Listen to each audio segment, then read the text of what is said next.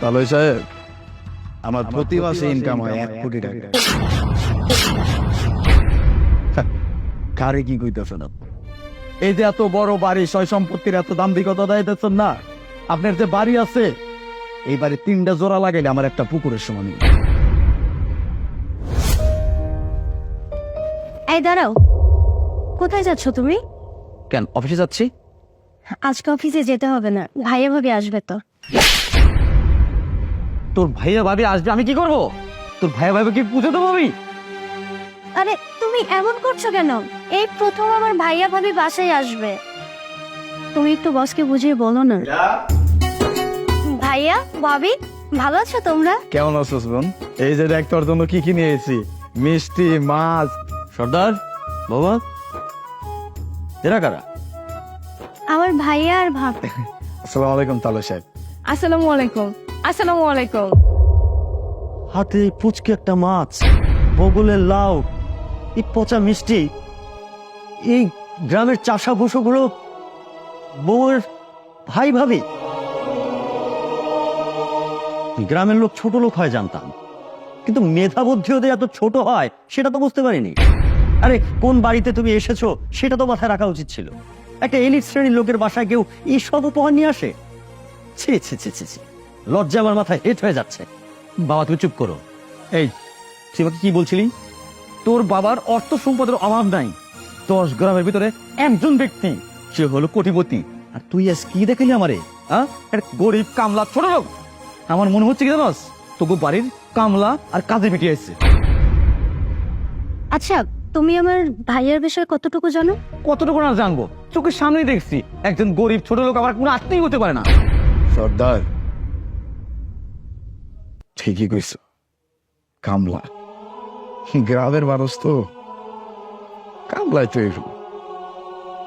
আমার বোনটা তোমারে বিয়ে করছিলাম করে কিছু না জানাই, অনেক মন খারাপ করছিলাম, অনেক রাগ করছিলাম। আমি আইতে চাই না, এই যে ওর ভাবি আমারে বারবার বুঝায় কই চলো যাই, তোমারই তো ছোট বোন, এত আদর যত্নে মানুষ করছো, ছোট বোনটারে দেখতে দেবে না?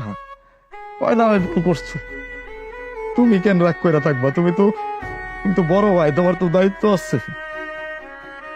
সেই দায়িত্ব থেকে আইছিলাম দেখতে, দেখছি অনেক ভালো আছে আমার বোনটা। আমি অনেক খুশি, আমি অনেক খুশি। আর বৌমা, তোমারও আক্কেলের বলিহারি যাই। আরে ওরা না হয় কিছু জানে না, তুমি তো জানো। তুমি কোন বাড়ির বউ সেটা তো মাথায় রাখা উচিত ছিল। তাদেরকে সেভাবে ট্রেনিং দিতে পারোনি। আমার তো সমাজে একটা সম্মান আছে, এই ধরনের আত্মীয় স্বজন দেখলে আমার সম্মান থাকবে। যে উপহার সামগ্রী নিয়ে এসেছে সেগুলো আমার বাড়ির চাকরও খায় না। এই এক কাজ করো, এই পুচকে মাছ, লাউ, মিষ্টি সব বুয়াকে দিয়ে দিবা। আর বৌমা, তোমার ভাই ভাবি এসেছে, তাদেরকে তো আর বের করে দিতে পারি না, ওদেরকে ভালো মতো খাওয়াও। আমার ফ্রিজে খাসি, মুরগি, গরু সব আছে। আরো যদি কিছু লাগে না চাকরকে বলবে, এনে দেবে। একদম পেট ভরে খাইয়ে দাও। না না তালয় সাহেব, আপনার অনেক ধন্যবাদ, এতটা চিন্তা করছেন আমগো লেগে। বইরে গেছে কোনো কি জানাই বলছো না? হ, পেট তো করছে, লগে মনও করছে। ননদরে দেখতেছি না, ভালো তো আছে। আরে এসো, তোমার অনেক কাম আছে, বাড়ি চল। খারাপ তালয় সাহেব, সুইলা তো যাওই, যদি একটা বেরের সময় দিতেন, একটু বাইরের বাইরে আইতেন, আমি দুটা কথা কইতাম। এই ছোট লোকের বাচ্চা, তোর এত বড় সাহস, তুই আমার হাজবেন্ডে বলিস তোর সাথে বাহিরে যেতে? তুই ফকিরনির ঘরের ফকিরনি, তুই এবারে কি এমন হাতি ঘোড়া জিনিস দেখাবি যে বাইরে রাখছিস? বাবা চলো যাই, দেখি এই ফকিরনির বাচ্চা কি দেখাতে চাচ্ছে আমাদেরকে। চলো।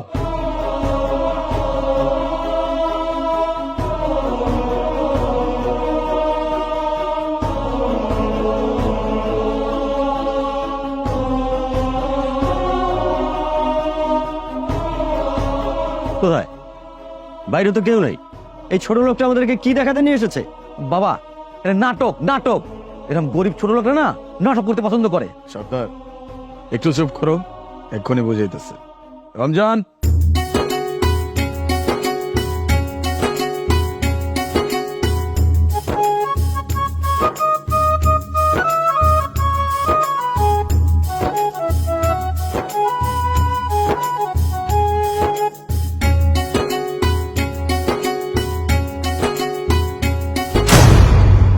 এত বড় বড় মাছ, এতগুলো সবজি, এগুলো সব তুই মানে তুমি এনেছো? যে তালে সাহেব, আমি আনছি। এগুলো তো সামান্য, বাইরে গাড়িতে আরো আছে। আপনাকে গেট আবার অনেক ছোট, তো আমার গাড়িটা ঢোকে নাই। এতক্ষণ যাবত অনেক কিছু করে অপমান করছেন, আমি কিচ্ছু করি নাই। আচ্ছা তালে সাহেব, আপনার পুরা সয় সম্পত্তি সবকিছু মিলা কত টাকার সম্পত্তি? আমার সম্পত্তি, বাড়ি গাড়ি সব মিলিয়ে 10 কোটি তো হবেই। 10 কোটি? সর্দার, তোমার মাসিক বেতন কত? আমার ইনকাম আর কত হইব? 70,000 টাকা। 70,000 টাকা? তাহলে সাহেব, আমার প্রতি মাসে ইনকাম হয় 1 কোটি টাকা। কারে কি কইতেছেন আপনি? এই যে এত বড় বাড়ি, সয় সম্পত্তির এত দাম্ভিকতা দিতেছেন না? আপনার যে বাড়ি আছে, এই বাড়ি 3টা জোড়া লাগাইলে আমার একটা পুকুরের সমান। আর এই পুকুরগুলোতে আমি মাছ চাষ করি। এই যে মাছ, এই যে মাছ, এইগুলা চাষ করি। আমার ব্যবসার সম্পর্কে আপনার কোনো ধারণাই নাই। এই যে আমার এমনি সাধারণভাবে দেখতেছেন, দেখে এত কথা কইছেন। আমি আমার বাপ দাদারে এমনি চলতে দেখছি, আমি নিজেও এমনি চলি। এটাতে আমি নিজেরা পছন্দ করি। আমি এমনি চলতে ভালোবাসি। তাই বলে এই না যে আমি ফকিন্নি। ফকিন্নি আর ফকিন্নি হইলেই বাকি। একজন মানুষ ফকিন্নি হইলে তার লগে এরকম আচরণ করতে হইব, ভালো ব্যবহার করে দেব না? ফকিন্নিরা কি মানুষ হয় না? এখন কি সম্মান পাওয়ার কোনো যোগ্যতা নাই? মানুষ এমনি দেখেন কে? বাইরের লেবাস দেখে মানুষ বিচার করেন আপনারা? টাকা পয়সা দেখে বিচার করেন? হায় রে বিচার আপনাকে। এই যে এতগুলা কথা শোনাইছেন, খালি আমার ছোট বোনটা ওরে ভালোবাসা বিয়া করছে। তাছাড়া এই বাড়িতে আমি পাও দিতাম। কারে কি কইতাছে না? এই ছোট বোনটারে সেই ছোটবেলা থেকে অনেক কষ্ট করে মানুষ করছি, কোনো কিছুর অভাব বুঝতে নেই রে।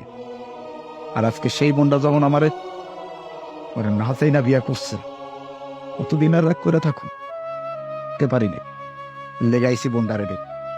কিন্তু আবার পরে যে অপমানটা করছেন, এই জায়গায় আমার আর থাকার কোনো ইচ্ছা নাই। কিন্তু আমি যে কোন জায়গা থেকে উঠাইছি, এটা আপনার চোখে আঙ্গুলটা দেখানো উচিত আছে। এর দিকে দেখাই দি।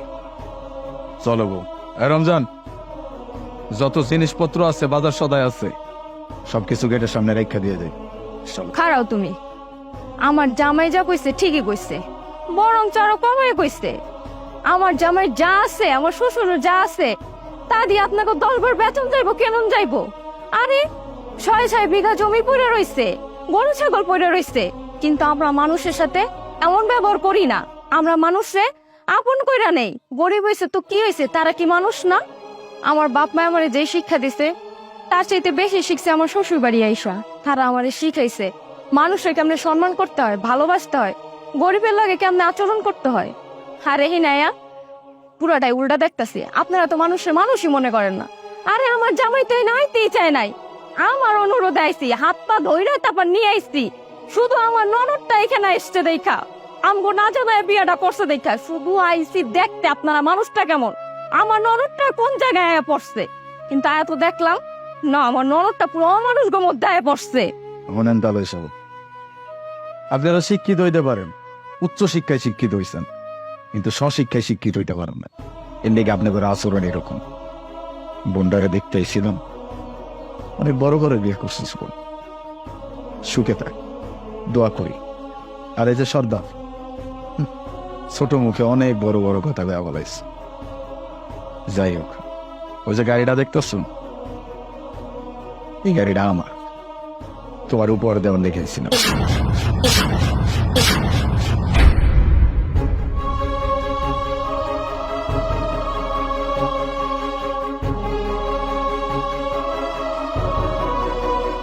জানি না কতটুকু করতে পারছি, চেষ্টা কর।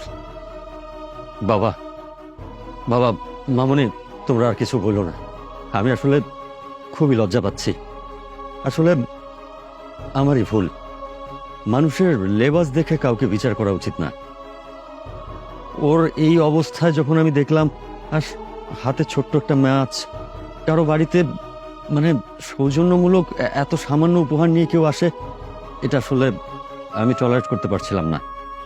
আর তাছাড়া ওর যে লেবাস, ওকে আমি গ্রামের একজন কামলা বা ছোট লোকই ভেবেছিলাম। বাবা, বাবা, তুমি কিছু মনে করো না। আসলে আমরা তো ফ্যামিলি ব্যাকগ্রাউন্ড কিছু জানতাম না। আমি তোমার বয়োজ্যেষ্ঠ হয়েও তোমার কাছে ক্ষমা চাচ্ছি। সিসি তাহলে সাহেব, আপনি কেন ক্ষমা চাইতেছেন? বয়োজ্যেষ্ঠ মানুষ আপনি। আপনি যদি আমার কাছে আপনি ক্ষমা চান, উপরখালা নারাজ হই। আমি কিছু মনে করি না, এইগুলো অভ্যাস আছে, গ্রামের মানুষ তো। বাবা, মানুষ মাত্রই তো ভুল ঘটে। চলো ঘরে চলো, খাওয়া দাওয়া শেষ করে তারপর যাবা। বাবা মামনি, তোমরা আবার ভুল বুঝো না, তোমরা আসো আসো। ওরে ওরে রে, নিয়ে যা। ভাইজান ভিতরে চলেন, এগুলো আমার কাছে দেন। চল। ভাবি সাহেব দেন, চলো বাবা, তুমি আসো। চলো।